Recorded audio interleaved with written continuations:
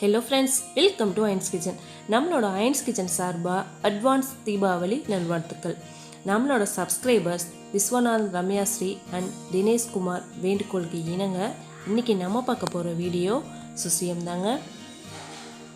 தீபாவளினா சுசியம் இல்லாமல் எப்படி? வாங்க நம்ம கிச்சனுக்குள்ளே போகலாம்.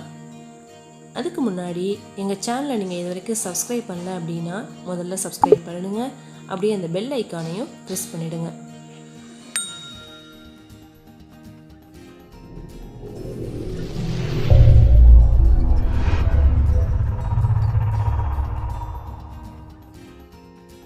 நம்ம முதல்ல சுசியத்துக்கு மாவு ரெடி பண்ணிடலாம். அதுக்கு நான் 1 கப் அளவுக்கு பச்சரிசி, அதே 1 கப் அளவுக்கு உளுந்து சேர்த்துக்கலாங்க.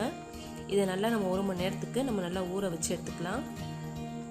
இன்னொரு சைடு பார்த்திங்கன்னா கடலைப்பருப்பு இதில் நான் ஒரு 100 கிராம் அளவுக்கிட்ட நான் சேர்க்குறேன். இதையும் நாம் 1 மணி நேரத்துக்கு நல்லா ஊற வச்சுக்கலாம். இல்லை நீங்கள் அவசரமாக பண்ணுறீங்க அப்படின்னா நீங்கள் குக்கரில் கூட நீங்கள் வேக வச்சு பண்ணிக்கலாம். இப்போ எனக்கு 1 மணி நேரத்துக்கு அப்புறமா அரிசியும் உளுந்து நல்லா ஊறிருக்கு. இப்போ இதை நாம் அரைச்சி எடுத்துக்கலாம். தண்ணி ரொம்ப விடாமல் கொஞ்சம் கெட்டியாகவே அரைச்சி எடுத்துக்கோங்க. அதே மாதிரி அரைக்கும்போது கொஞ்சம் நரநரன்னு அரைச்சி எடுத்துக்கோங்க. இதில் நம்மளுக்கு தேவையான அளவு சால்ட்டும் கொஞ்சமாக ஆப்பு சோடாவும் நம்ம சேர்த்துக்கலாம். இதை நம்ம நல்லா மிக்ஸ் பண்ணி இது ஒரு 1 மணி நேரத்துக்கு நம்ம அப்படியே வச்சிடலாங்க. இந்த சைடு நாம் பூரணம் அதுக்குள்ளே நம்ம ரெடி பண்ணிடலாம்.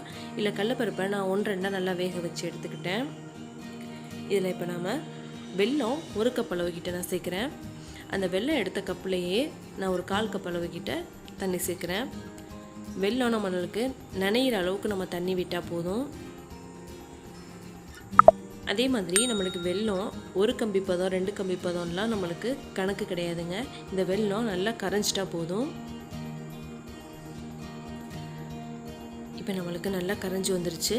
இதில் ஒரு 3லேருந்து ஒரு 4 ஏலக்காயை நல்லா நச்சு சேர்த்துக்கலாம். அது கூட வாசத்துக்காக 1 டேபிள் ஸ்பூன் அளவுக்கிட்ட நம்ம நெய் சேர்த்துக்கலாம். இந்த பூரணம்லாம் பார்த்திங்கன்னா தீபாவளிக்காக பூரணம் முதல் நாளே நம்ம செஞ்சு வச்சுருவாங்க சில பேர். அப்படி செய்கிறதா இருந்தால் நீங்கள் கொஞ்சம் மெல்ட்டாக இருக்கையிலே நீங்கள் எடுத்து ஃப்ரிட்ஜில் வச்சிடணும். நீங்கள் மறுநாள் நீங்கள் உருண்டை பிடிக்கும்போது உங்களுக்கு கரெக்டான லெவலுக்கு வந்துடும். இப்போ இதில் நம்ம வேக வச்சு எடுத்துருக்க கடலைப்பருப்பை நம்ம சேர்த்துக்கலாம். கடலைப்பருப்பு உங்களுக்கு 1-2 இருந்தால் தான் உங்களுக்கு சாப்பிடும்போது நல்லாயிருக்கும்.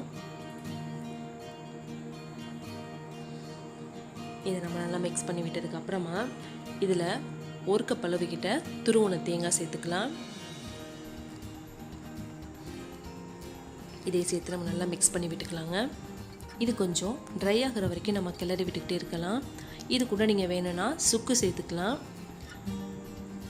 அதே மாதிரி நீங்கள் கிளறும் போது அடுப்பை மீடியம் ஃப்ளேம்லேயே வச்சுக்கோங்க. இப்போ இது நம்மளுக்கு நல்லாவே இதாகிருச்சு, கெட்டி ஆயிடுச்சு. இதை நம்ம இப்போ வேறு ஒரு பிளேட்டுக்கு மாற்றி நல்லா ஆற வச்சிடலாம். இப்போ நம்ம பூரணம் ரெடி பண்ணிட்டோம்.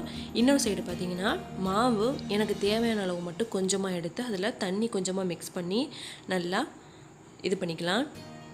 நீங்கள் ரொம்ப தண்ணி விட்டு இது பண்ணிங்கன்னா உங்களுக்கு எண்ணெய் உறிஞ்சிறதுக்கு வாய்ப்பு இருக்குது. நம்மளுக்கு மாவு கெட்டியாக தான் இருக்கணும். இப்போ எனக்கு பூரணமும் நல்லா ஆறிடுச்சு. இதை நல்லா ஒரு தடவை பிசைஞ்சு விட்டுட்டு இப்போ நம்ம உருண்டை பிடிக்க ஆரம்பிச்சிடலாம். உருண்டை கையில் கொஞ்சமாக எண்ணெயோ இல்லை நெய்யோ நீங்கள் தடவிட்டு இப்படி 2 கைக்கு நடுவில் வச்சு நீங்கள் உருட்டிங்க அப்படின்னா உங்களுக்கு கிராக் இல்லாமல் உங்களுக்கு நல்லா வரும். அதே மாதிரி உங்களுக்கு கையில் ஒட்டாமையும் உங்களுக்கு வரும். இப்போ இருக்கிற எல்லா மாவுலையும் நாம் உருண்டை பிடிச்சி எடுத்துக்கலாம். இதில் நான் 100 கிராம் அளவுக்கு நான் கடலைப்பருப்பு போட்டேன். எனக்கு 100 கிராம் கடலைப்பருப்புக்கு 20லேருந்து 25 பால்ஸ் எனக்கு கிடச்சிச்சு. இப்போ நம்ம ஃபுல்லாக உருண்டை உருட்டிட்டோம். அதே மாதிரி இன்னொரு பக்கம் எண்ணெயை நான் ஹீட் பண்ணி வச்சுருக்கேன். இதில் ஒரு பூரண உருண்டையை எடுத்து மாவில் டிப் பண்ணி அந்த பூரணம் தெரியாத அளவுக்கு கையில் உள்ள மாவை மட்டும் நம்ம வலிச்சு விட்டுட்டு அப்படியே அந்த எண்ணெயில் போட்டோம் அப்படின்னா நம்மளுக்கு எந்த ஒரு பிசுறுமையும் இல்லாமல் நல்லா நீட்டாக வரும். இதே மாதிரியே நம்ம இருக்கிற எல்லா பூரண உருண்டையுமே நம்ம மாவில் டிப் பண்ணி எண்ணெயில் சேர்த்துடலாம்.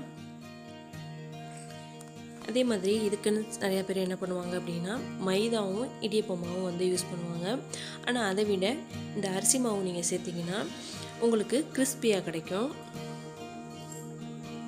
அது மாதிரி உள்ள நம்மளுக்கு ஸ்டஃப் வந்து நம்மளுக்கு வேகணும்னு இல்லை. இது நம்ம ஆல்ரெடி குக் பண்ணது தான். நம்மளுக்கு அந்த வெளியில் உள்ள மாவு மட்டும்தான் நம்மளுக்கு கிறிஸ்பி ஆகணும். அந்த வெளியில் உள்ள மாவு வேகிற வரைக்கும் நம்ம வந்து ஃப்ரை பண்ணி எடுத்துக்கிட்டோம்னா போதும். இப்போ இதை நம்ம இன்னொரு சைடு நம்ம திருப்பி போட்டு எடுத்துக்கலாம்.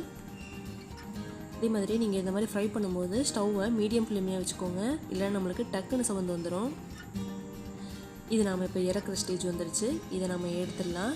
இதே மாதிரி இருக்கிற பூரணம் எல்லாத்தையுமே நம்ம மாவில் டிப் பண்ணி இதே மாதிரி செஞ்சு எடுத்துக்கலாம். நம்மளோட சுசியம் ரெடி. கண்டிப்பாக நீங்களும் உங்கள் வீட்டில் ட்ரை பண்ணி பாருங்கள். ட்ரை பண்ணி பார்த்துட்டு உங்களோட கமெண்ட்டை எங்களுக்கு கண்டிப்பாக போஸ்ட் பண்ணுங்கள். மறந்துடாமல் எங்கள் சேனலை சப்ஸ்கிரைப் பண்ணிடுங்க. தேங்க்யூ ஃபார் வாட்சிங்.